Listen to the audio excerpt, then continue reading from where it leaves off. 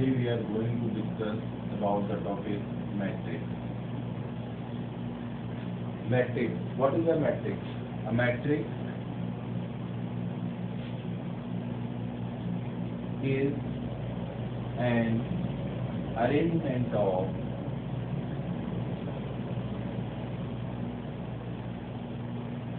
mn elements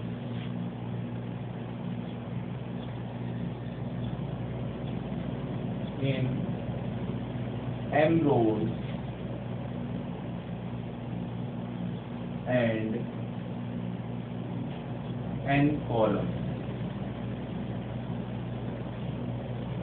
Means an arrangement which contains rows and columns is known as matrix. Now, it is generally represented by A equals to A11, A12, A13 up to so on A1n, A21, A22, A23 up to so on A2n, A31, A32, A33 up to so on A3n. Similarly, up to so on AM1, AM2, AM3 up to so on AMN. It is a matrix of general order m cross n. What is the order of matrix? Order of matrix. Order of matrix is given by number of rows into number of columns. Now the question is that how can you identify the rows and columns? If we read in this manner, this is rows, and if we read in this manner, this is column. Means generally horizontal manner known as row and vertical manner known as column. Okay. So the order of matrix is number of rows into number of columns. Okay. Now, for example, we take example. If a matrix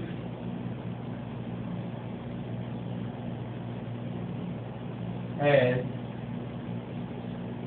12 elements, then it will have following possible order.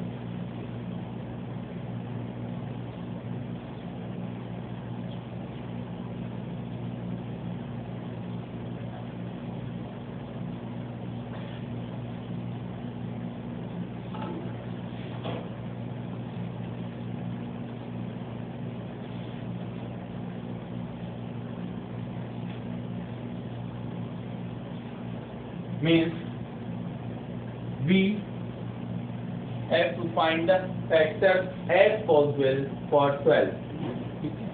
Means 1 into 12, 12 into 1. 2 into 6, 6 into 2. Means 1 into 12 and reverse 12 into 1. 2 into 6 and reverse 6 into 2. 3 into 4, 4 into 3. Okay? These are the possible orders for elements having a matrix 12. Okay. Now, number of elements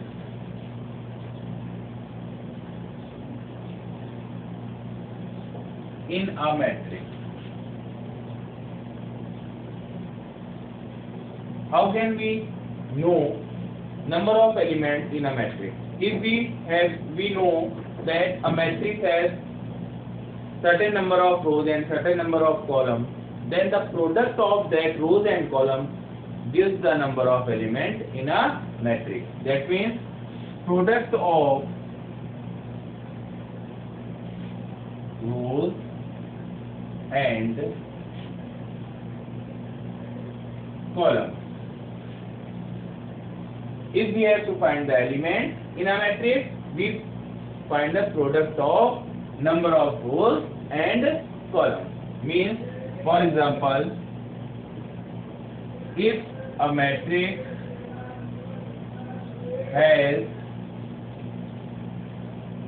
4 rows and 5 columns,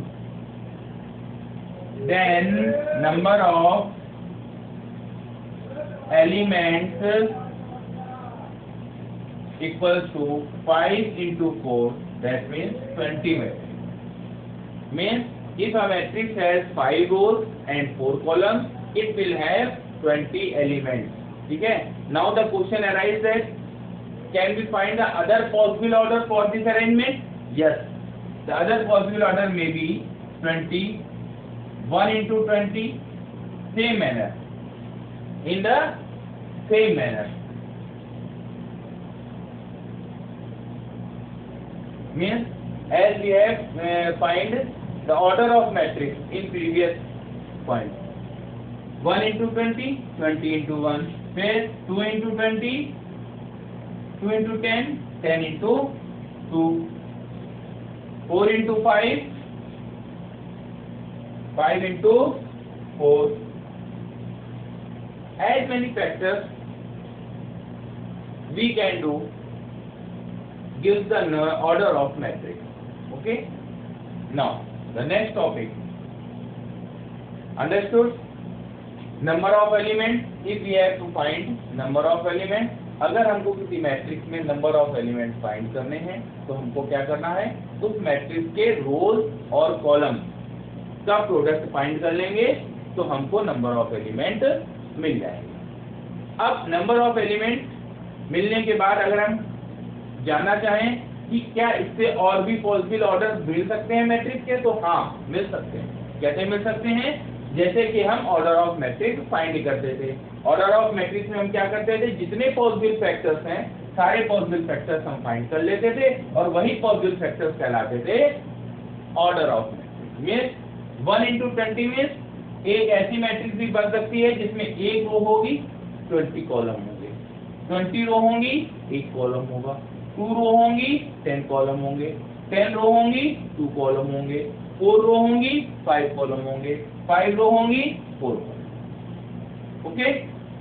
means रो और column के arrangement को ही हम matrix बोलते हैं और वही रो into column कहलाता है ऑर्डर और उसका प्रोडक्ट कहलाता है number of element in that matrix. Is it clear? Now note it.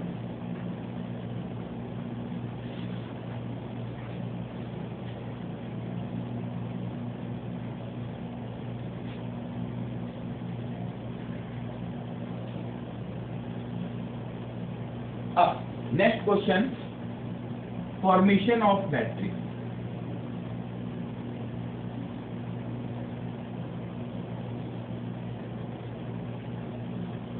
अगर किसी मैट्रिक्स को फॉर्म करना हो तो हमको दो चीजें हमेशा गिवन होंगी क्वेश्चन में। नंबर 1, किस ऑर्डर की मैट्रिक्स फाइंड करनी है। नंबर 2, उसके जो एलिमेंट्स हैं वो किसी एक रूल के थ्रू अरेंज होंगे। तो हमको वो रूल और ऑर्डर अगर मालूम है तो हम कोई भी मैट्रिक्स फॉर्म कर सकते हैं। फॉर एग्जाम्पल हम देखेंगे, एग्जाम्पल के थ्रू ये पॉइंट क्लियर होगा। Form a matrix of order 2 cross 3 whose elements are arranged by aij equals to I plus j by 2.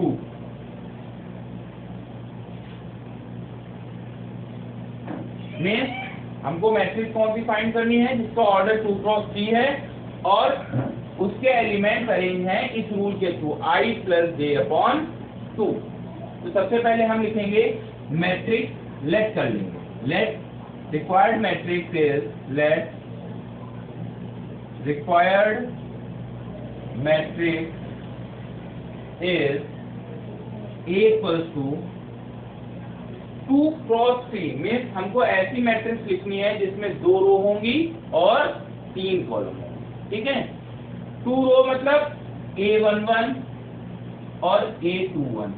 हमने आपको बताया था सबसे पहले पॉइंट में, किसी भी मैट्रिक्स को जनरली हम A11, A12, A13 up to A1, ऐसे ही हमने पूरी मैट्रिक्स आपको बताई। वही मैट्रिक्स के एलिमेंट का अरेंजमेंट होता है, वहीं से हम ये ले रहे हैं। हमको 2 रो चाहिए तो A11, A21 2 रो हो गई। अब 3 कॉलम चाहिए तो A12, A13, A22, A23। Means अब अगर हम देखेंगे ऐसे जब हम पढ़ेंगे ये हो गई 2 रो, और ऐसे पढ़ेंगे तो ये हो गए 2 कॉलम, 3 कॉलम, मीन्स 2 क्रॉस 3। तो कभी भी आपको मैट्रिक्स जब भी फॉर्म करनी है तो मैट्रिक्स जो लेट होगी वो हमेशा इसी फॉर्मेट से लेट होगी जो हमने फर्स्ट पॉइंट में आपको बताया था। ये 1 1 1 2 1 3 2 1 2 2 2 3 ये नंबर नहीं है, ये है A11 का मतलब पहली रो का पहला एलिमेंट, A12 का मतलब पहली रो का दूसरा एलिमेंट, A13 मतलब पहली रो का तीसरा एलिमेंट। इस तरीके से अगर हम देखें तो हमको 2 क्रॉस 3 की मैट्रिक्स मिल गई। अब इन एलिमेंट्स को कैसे फाइंड करेंगे उसके लिए हमको रूल दे रखा है। रूल देखते हैं। A11 means 1 + 1/2। क्यों? क्योंकि Aij क्या है? I + j/2। तो ये आ जाएगा 2/2 = 1। A12 = 1 + 2/2 मीन्स 3/2, ठीक है। ऐसे ही A13 तो आ जाएगा 1 + 3/2 मीन्स 4/2 = 2। क्लियर? अब A21 निकालेंगे तो A21 = 2 + 1/2 मीन्स 3/2। A22 निकालेंगे तो 2 + 2/2 मीन्स 4/2 = 2। और A23 निकालेंगे मीन्स 2 + 3/2 = 5/2। हमने फाइंड कर लिया। क्या फाइंड कर लिया? ये जो हमने मैट्रिक्स फॉर्म करनी थी उसके सारे एलिमेंट हमने किस रूल के थ्रू फाइंड किए? जो क्वेश्चन में गिवन था। मीन्स 1 + 1/2, 1 + 2/2, 1 + 3/2, ठीक है। 2 + 1/2, 2 + 2/2, 2 + 3/2। अब ये सारे एलिमेंट मिल गए तो रिक्वायर्ड मैट्रिक्स क्या हो जाएगी? रिक्वायर्ड मैट्रिक्स इज A = सारे एलिमेंट कहाँ पुट कर देंगे? जहां हमने लेट किए थे, यहाँ पर हम सब एलिमेंट की वैल्यूज पुट कर देंगे। मीन्स A11 कितना आया? 1। A12 कितना आया? 3/2। A13 कितना आया? 2। A21 3/2, 2 and 5/2। ये हमारी रिक्वायर्ड मैट्रिक्स। क्लियर हो गई बात? तो मैट्रिक्स में हमने सबसे पहले जाना कि मैट्रिक्स क्या होती है। मैट्रिक्स एक अरेंजमेंट है। कभी भी आपसे कोई पूछेगा what is the matrix? It is an arrangement.